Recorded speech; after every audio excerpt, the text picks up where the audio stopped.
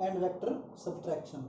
तो vector addition का एक एग्जांपल कंसीडर करते हैं, example of vector addition. Okay, उसके बाद हम आगे करेंगे। तो कंसीडर करो ये जो है हमारे पास एक्स वाई एक्सिस हैं, ओके, और एक वेक्टर हमारे पास ये है A vector equal to 10, B vector का जो मैग्नीट्यूड है वो कंसीडर कर लेते हैं 2, और सी वेक्टर जो है वो कंसीडर कर लेते हैं √2। ओके, और ये जो है एंगल ये है 53 degree, this is 37 degree and this is 45 degree. तो आपकी स्टेटमेंट ये है कि वेक्टर्स को ऐड करो, ठीक है। तो वेक्टर्स को ऐड कैसे करेंगे इस केस में? देखो एक ट्रायंगल होती है, राइट एंगल ट्रायंगल, ठीक है, जो इस तरह से है, ये राइट एंगल, ठीक है। इस ट्रायंगल को बोलते हैं 3 4 5, ठीक है। इस केस में क्या है कि ये जो एंगल है ये होता है 37 डिग्री, ये एंगल जो है ये है 53 डिग्री, और ये एंगल क्या है 90 डिग्री। ये जो 53 पॉइंट समथिंग होता है और ये 36.8 समथिंग होता है। तो ये राइट एंगल ट्रायंगल होती है, ये आपको पता है 3 4 5 ट्रायंगल है। तो इस केस में ये जो होगी हमारे पास ये होगी ऐसे, ये ट्रायंगल होती है 3 4 5, ठीक है, 3 सेंटीमीटर 4 सेंटीमीटर या 5 सेंटीमीटर बेटर जो भी।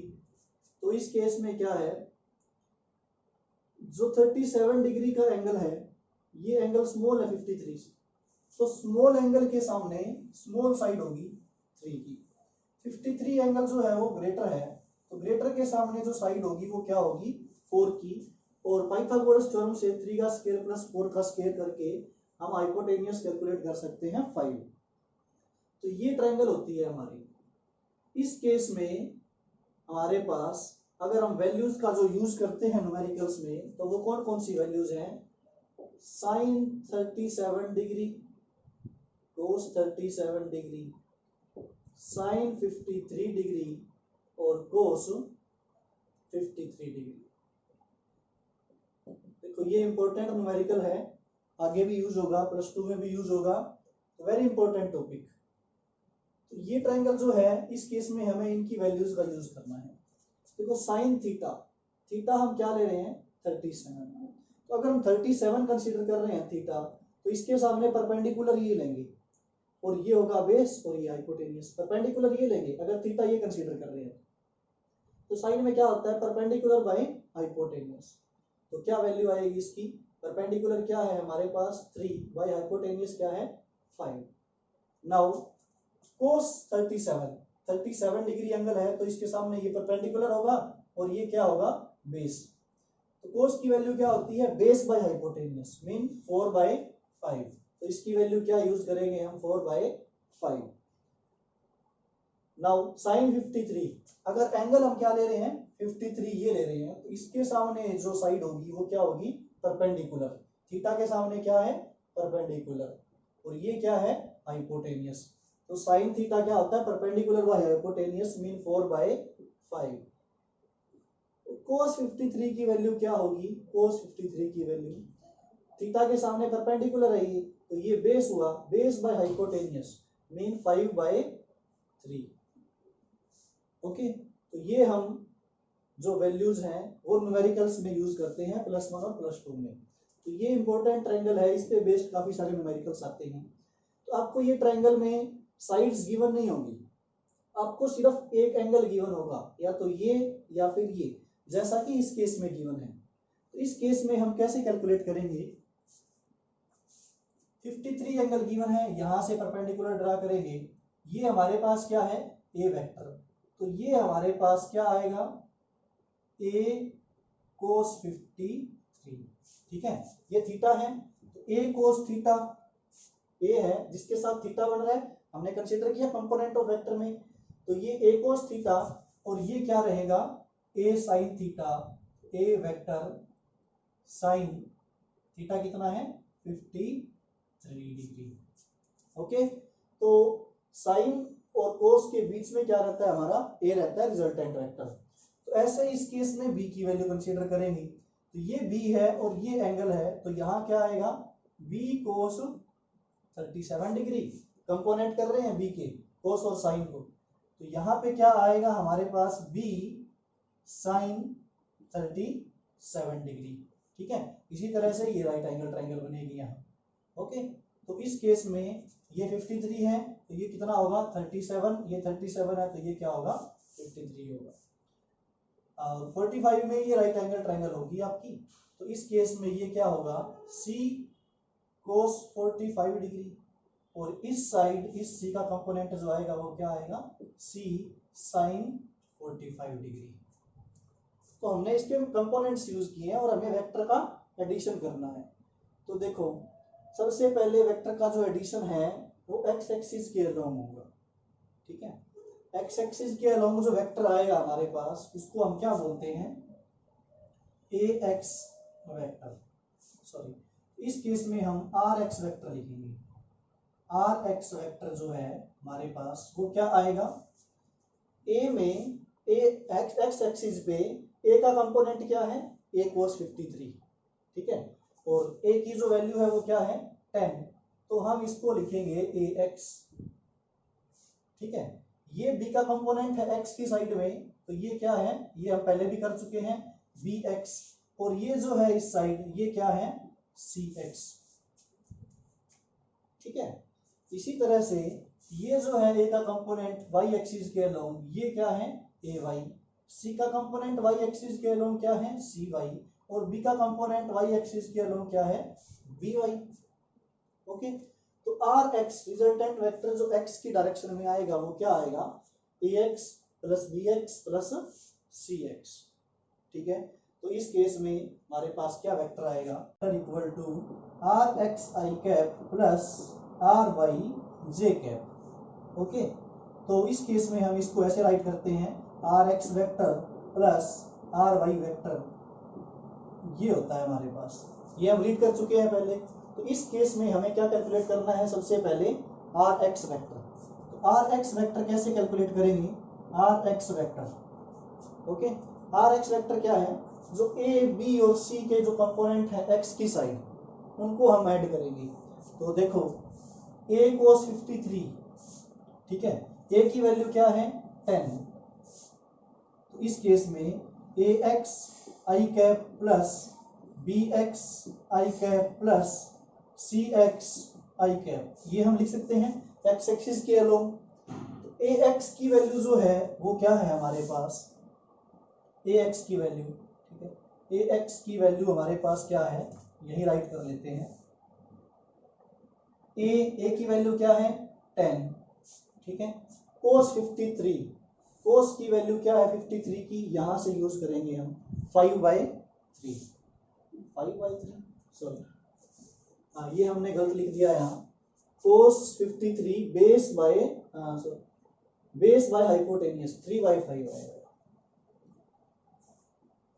ठीक है, कोस के थीटा के सामने परपेंडिकुलर ये बेस, तो कोस थीटा की वैल्यू बेस बाय हाइपोटेनियस 3/5।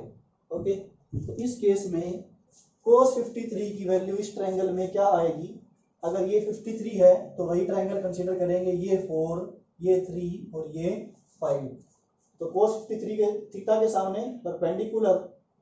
ठीक है, और ये क्या है बेस और ये क्या है हाइपोटेनियस, तो कोस 53 की वैल्यू क्या आएगी 3/5।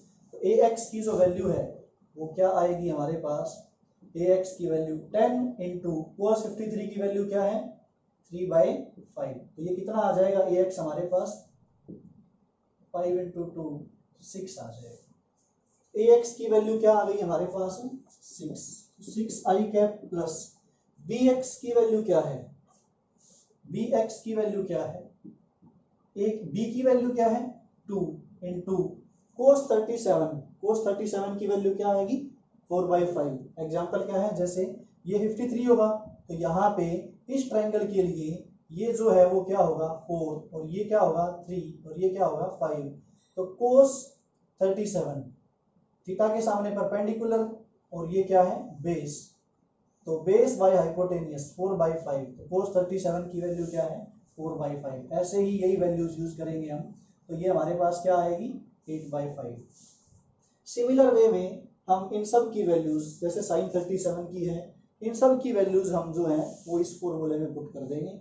सी वाई की वैल्यू जो है ए वाई की वैल्यू क्या है ए 10 है, फिर sin 53 क्या है sin 53 इज 4/5 मीन ये क्या हो जाएगा हमारे पास 8 हो जाएगा। सी वाई की वैल्यू क्या है, सी की वैल्यू क्या है √2 इंटू sin 45। sin 45 क्या होता है 1/√2 1/√2 तो ये कैंसिल हो गया 1 आ जाएगा। सी की वैल्यू क्या है √2 cos 45 भी 1/√2 ये क्या आ गया cx 1 आ गया। बी वाई की वैल्यू क्या है 2, sin 37 की वैल्यू क्या होती है 3/5 ये क्या आ जाएगा 6/5। ये कोई भी हमने रैंडम एग्जांपल कंसीडर किया है, तो वैल्यूज को पुट करेंगे आर एक्स की, तो हमारे पास क्या आएगा वी एक्स की वैल्यू क्या आई है 8/5 आई कैप प्लस सी एक्स की वैल्यू क्या आई है 1, ठीक है, इंटू आई कैप। बट इसकी जो डायरेक्शन है वो नेगेटिव एक्स एक्सिस है, ये प्लस एक्स है इस साइड और ये क्या है माइनस एक्स। तो ये जो आई वेक्टर है ये माइनस का है इस साइड, तो यहाँ पे क्या लेंगे हम -1 इंटू आई कैप। तो ये हमारे पास क्या आ जाएगा, इनको ऐड कर लेते हैं हम 6 + 8/5 -1 इंटू आई कैप। तो ये हमारे पास आ जाएगा आर एक्स। अगर इसको सोल्व करें हम तो हमारे पास क्या आएगा, हम जो भी आंसर आएगा उसको हम आप सॉल्व कर सकते हैं, इसको जो भी आंसर आएगा हम इसको लिख लेते हैं R X I cap mean इसका मैग्नीट्यूड, ठीक है, आई कैप क्या है इसकी डायरेक्शन। तो ये हमारे पास आर एक्स की वैल्यू आ जाएगी। इसी तरह से सिमिलरली आर वाई की वैल्यू आएगी आर वाई इंटू जे कैप। ओके, इस साइड ये दोनों ए और सी इस साइड पॉजिटिव वाई एक्सिस है तो प्लस लेंगे, नेगेटिव वाई एक्सिस है तो क्या लेंगे माइनस में लेंगे। तो सिमिलर वे में ऐसे ही आएगा, तीनों में ए और सी का पॉजिटिव वाई एक्सिस आएगा और जो बी है उसका क्या आएगा नेगेटिव जे आएगा। तो इस केस में हमारे पास आर एक्स और आर वाई की वैल्यू आ जाएगी और वो हम वैल्यू कहाँ पुट कर सकते हैं इन फॉर्मूलों में पुट कर सकते हैं। तो हमारे पास जो है वो क्या आ जाएगा रिजल्टेंट वेक्टर आ जाएगा। रिजल्टेंट वेक्टर कैसे आएगा, ये आएगा आर एक्स और ये आएगा आर वाई वेक्टर। नाउ हम इसमें क्या कर सकते हैं, रिजल्टेंट वेक्टर आर जो आ रहा है हमारे पास आर एक्स और आर वाई का, उसकी डायरेक्शन कैलकुलेट कर सकते हैं यहाँ से अल्फा बीटा या गामा कोई भी एंगल लेके। तो tan अल्फा की वैल्यू क्या आएगी हमारे पास, tan अल्फा की वैल्यू क्या आएगी, वही फॉर्मूला जो हम डायरेक्शन के लिए यूज करते हैं, perpendicular by base mean R Y by R X का मैग्नीट्यूड। और यहाँ से tan अल्फा की वैल्यू आने के बाद आप अल्फा की वैल्यू जो है वो क्या कर सकते हो कैलकुलेट कर सकते हो।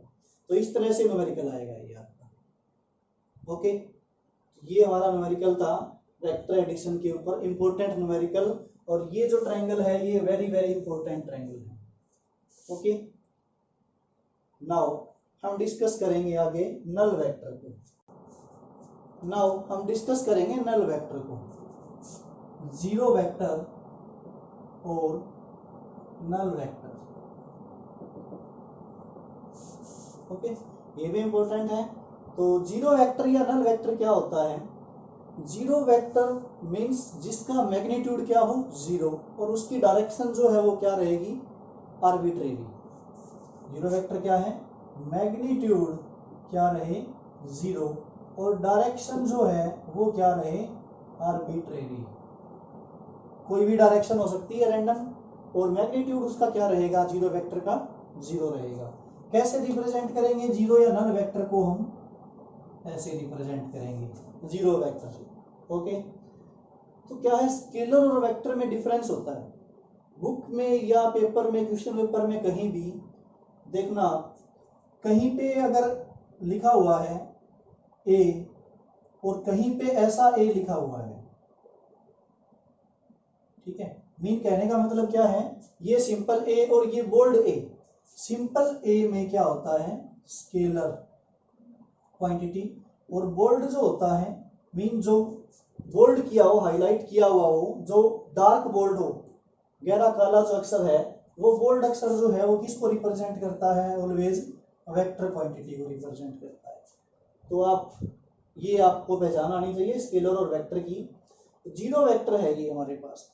तो जीरो वेक्टर क्या होता है, कंसीडर करते हैं हम कोई भी वेक्टर है हमारे पास ए वेक्टर, ठीक है, इसका नेगेटिव वेक्टर क्या होगा, हम पहले पढ़ चुके हैं नेगेटिव वेक्टर क्या होता है, माइनस ए वेक्टर, ठीक है, कोई भी ए वेक्टर है हमारे पास, सेम इसका मैग्नीट्यूड हो ए के जैसा ही, बट डायरेक्शन क्या हो, अपोजिट हो, तो वो नेगेटिव वेक्टर होता है, मैग्नीट्यूड सेम हो, डायरेक्शन क्या हो, अपोजिट।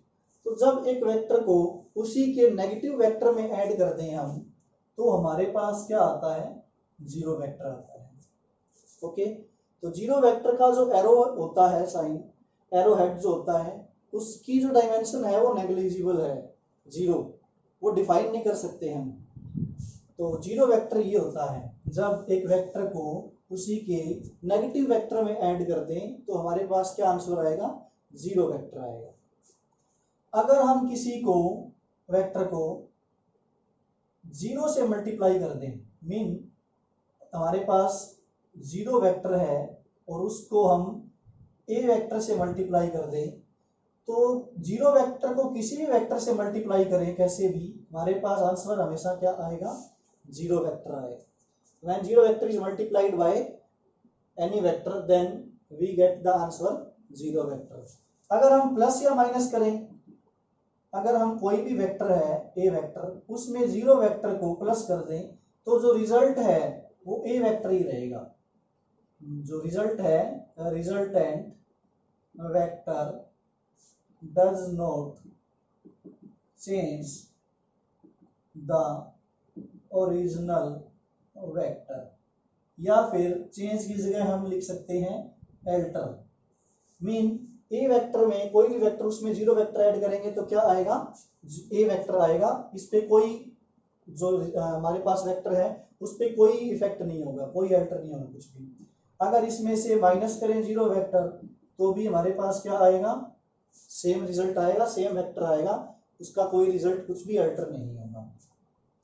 अगर हम इसको जीरो वेक्टर को किसी रियल नंबर से मल्टीप्लाई कर देते हैं, ठीक है, एन हमारे पास क्या है, रियल नंबर है, रियल नंबर से मल्टीप्लाई कर देते हैं तो हमारे पास आंसर जो आएगा वो क्या आएगा, जीरो वेक्टर आएगा, ठीक है। रियल नंबर यहाँ पे क्या है, स्केलर, और स्केलर को वेक्टर से मल्टीप्लाई कर रहे हैं जीरो वेक्टर से, तो आंसर क्या आएगा, जीरो वेक्टर। अगर हमारे पास दो वेक्टर्स हैं, एक वेक्टर ए और एक वेक्टर है बी, ठीक है, और उनका मैग्नीट्यूड है कुछ उनको हमने किसी रियल नंबर से मल्टीप्लाई किया हुआ है, एक वेक्टर को n1 से और एक वेक्टर को n2 से, और ऐसे लिखा हुआ है ये इक्वल है, ये रियल नंबर n1 n2 ए और बी वेक्टर जो है वो क्या है, n1 ए वेक्टर और n2 बी वेक्टर इक्वल है। तो इस केस में ये रियल नंबर है, ये जीरो नहीं हो सकते, ये एक ही कंडीशन पे जीरो हो सकते हैं, और वो कंडीशन क्या है, जब बोथ ए वेक्टर और बी वेक्टर क्या हो, जीरो हो। अगर ए वेक्टर जीरो होगा तो ऑटोमेटिकली बी भी क्या आएगा, आपका जीरो वेक्टर आएगा। तो ये हमारे पास कुछ इसकी जो है वो प्रॉपर्टीज थी। ओके, तो जीरो वेक्टर जो है वो हम कहाँ यूज करते हैं, अभी हम यूज करेंगे इक्विलिब्रियम में, condition for zero vector, condition for zero vector या फिर नल वेक्टर का यूज करेंगे। कंडीशन फॉर जीरो वेक्टर, ठीक है, इसको हम इक्विलिब्रियम कंडीशन भी बोलते हैं। क्या बोलते हैं इसको, इक्विलिब्रियम कंडीशन। क्या होती है इक्विलिब्रियम कंडीशन, ट्रायंगल आपको पता है वेक्टर एडिशन का, कोई भी एक वेक्टर है ए वेक्टर, सेकंड वेक्टर है बी वेक्टर, और थर्ड वेक्टर जो है ट्रायंगल ऑफ वेक्टर एडिशन में हम यूज करते हैं, ये दोनों सेम ऑर्डर के हैं, ये इधर से इधर, ये इस साइड। जो सी होता है वो क्या होता है, अपोजिट साइड कंसीडर कर लेते हैं सी वेक्टर। तो ट्रायंगल लॉ से हम क्या लिखते हैं, इसमें जो सेम ऑर्डर के हैं वो किसके इक्वल होंगे, ट्रायंगल में जो अपोजिट ऑर्डर का है।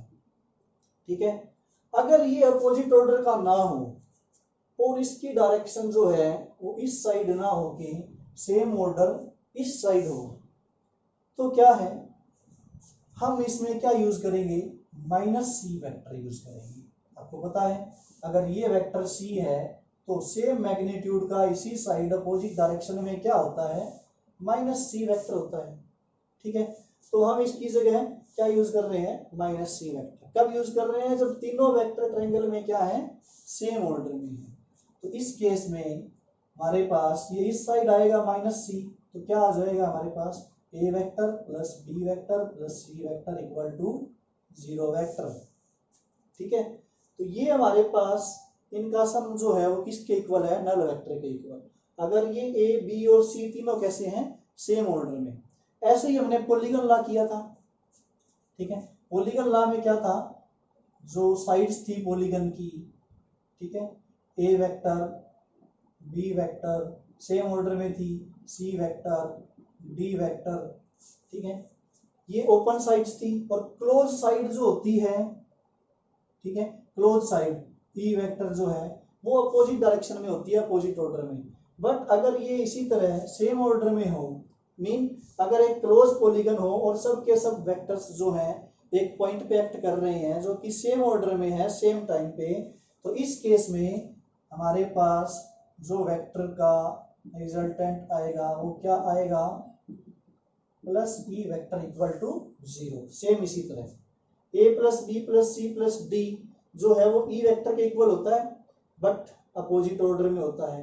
तो अपोजिट ऑर्डर ई का वेक्टर नेगेटिव वेक्टर लें तो वो डायरेक्शन इस साइड आएगी, तो ये इसके साथ सेम ऑर्डर में हो जाएगा। सेम इसी तरह से माइनस ई को इस साइड लेके प्लस सी कर देंगे और हमारे पास ये आंसर आ जाएगा। तो ये हो गया आपको क्लियर, नल वेक्टर।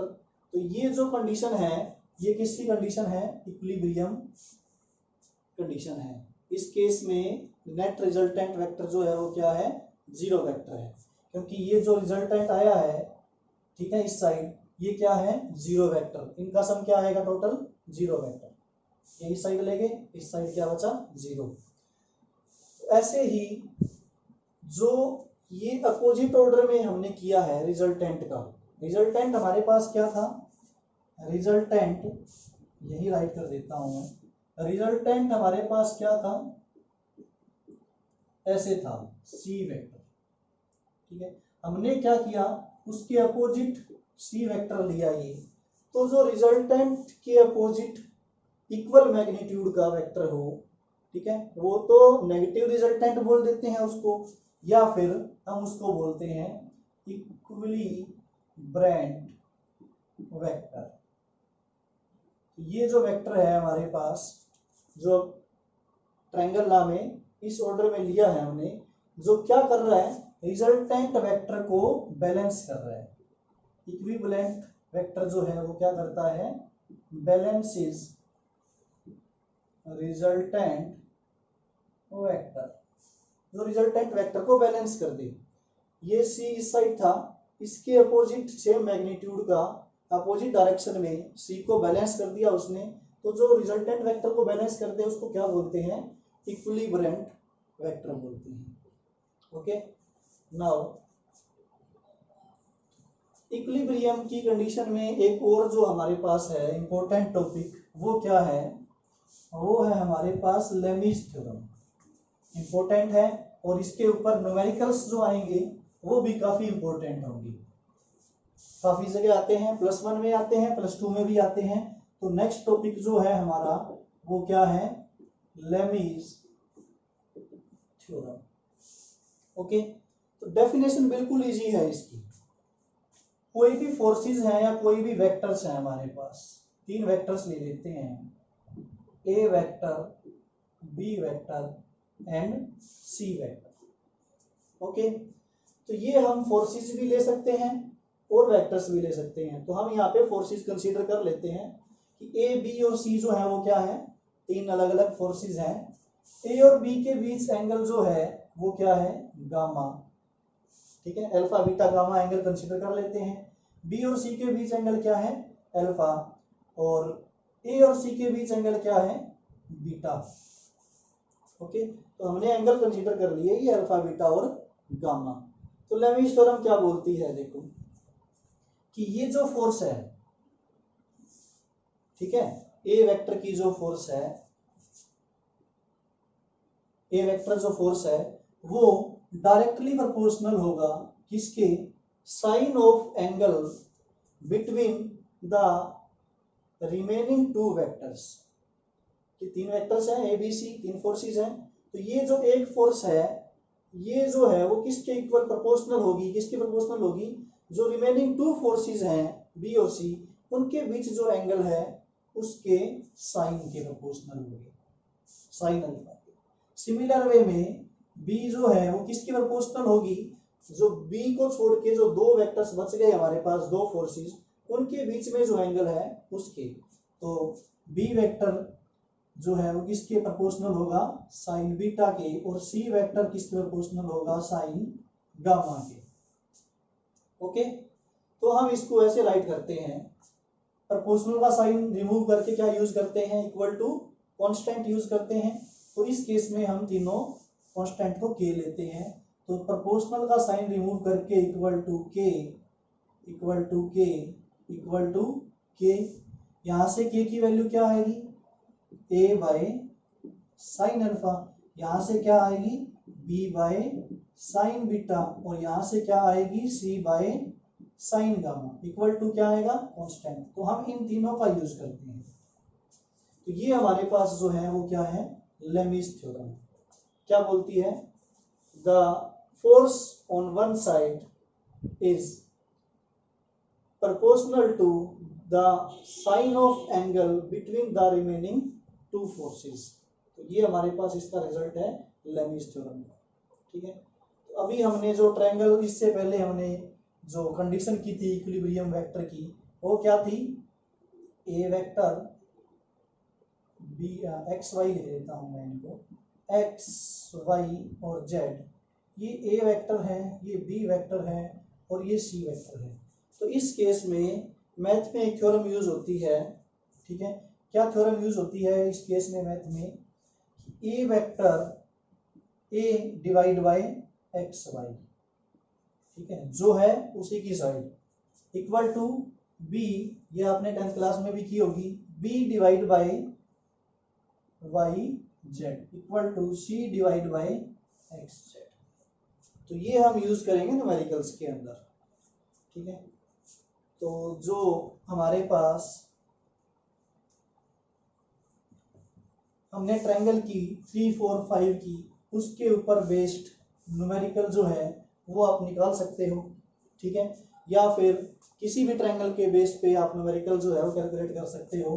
एग्जांपल कि हमारे पास एक स्ट्रिंग है और वो इस नोट से फिक्स्ड है, ये स्ट्रिंग है हमारे पास, और यहाँ पे जो मास है m, वो कंसीडर कर लेते हैं कुछ भी 2 kg है।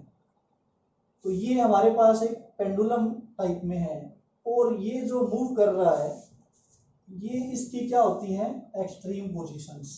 ठीक है, इस साइड मूव करेगा, इस साइड मूव करेगा, तो इस साइड पे जो लास्ट पोजीशन है वो क्या होती है हमारे पास, एक्सट्रीम पोजीशन। उस केस पे ये ना तो इधर जाता है और ना ही इधर आता है, यहाँ आके इसका मोशन स्टॉप हो जाता है एक बार। ठीक है, और फिर ये वापस ग्रेविटी की वजह से इस साइड आता है। तो यहाँ जाके यहाँ जो एक्सट्रीम पोजीशन है, यहाँ पे इक्विलिब्रियम कंडीशन होगी। तो यहाँ पर हम कोई भी केस ले सकते हैं। ठीक है, कोई भी केस मीन या तो स्ट्रिंग की लेंथ जो है वो गिवन होगी आपको, स्ट्रिंग की लेंथ क्या है, गिवन होगी आपको। अगर नहीं गिवन है, ठीक है, अगर नहीं गिवन है तो क्या है, ये जो है ये क्या होता है, अगर ये ऐसे करें तो ये एंगल जो है ये स्मॉल होगा, ये जो है इसको हम ऐसे राइट एंगल ट्रायंगल कंसीडर करेंगे। और इस केस में अगर ये एंगल, ठीक है, अगर ये एंगल जो है ये होगा राइट एंगल, अगर ये एंगल हमें गिवन है 37 या 53 तो हम साइन कोस वाला वो फॉर्मूला यूज करेंगे 345 का। या फिर अगर हमें ये एंगल कोई गिवन है 30 डिग्री तो आप जो भी वैल्यू दी होगी एल की वो यूज कर सकते हैं। अगर यहाँ पे 37 या 53 डिग्री दिया हुआ है तो हम राइट एंगल ट्रायंगल 345 का यूज करेंगे।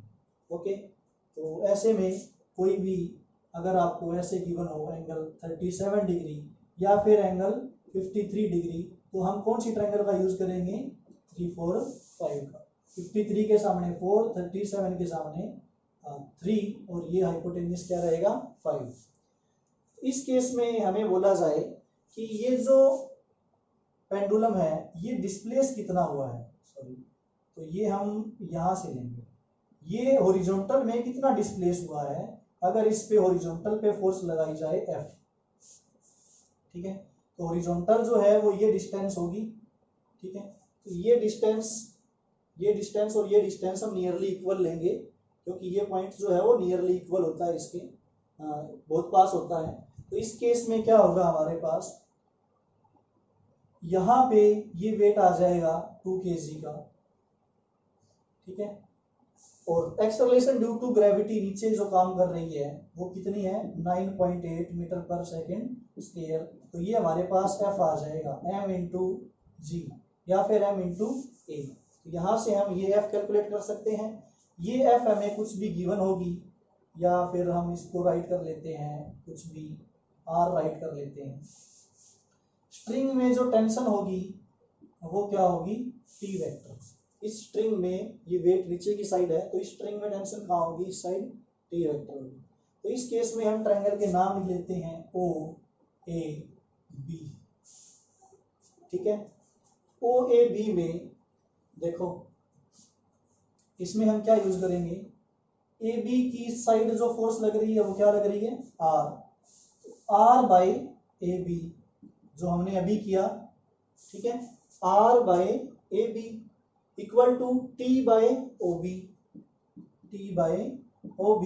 इक्वल टू ये जो है आपका, ठीक है, ये क्या है OA और ये इस साइड है तो इस साइड ये है हमारे पास F, ये है हमारे पास F बाई OA, इसका यूज करेंगे हम, ठीक है, और इसका यूज करके हम कुछ भी कैलकुलेट कर सकते हैं। अगर हमें ये गिवन होंगे तो हम T भी कैलकुलेट कर सकते हैं, स्ट्रिंग में टेंशन कैलकुलेट कर सकते हैं। इस तरह का आपके पास एग्जांपल आएगा तो ये आप सॉल्व कर सकते हैं। तो ये इस तरह का एग्जांपल आपके पास काफ़ी सारे आएंगे, बट इसके अंदर जो ट्रायंगल गिवन होगी उसमें एंगल आपको अगर ये गिवन है तो इम्पोर्टेंट क्या है ये, क्योंकि इसमें कुछ भी गिवन नहीं होगा, सिर्फ एक एंगल गिवन होगा। ट्रायंगल की साइड्स आपको खुद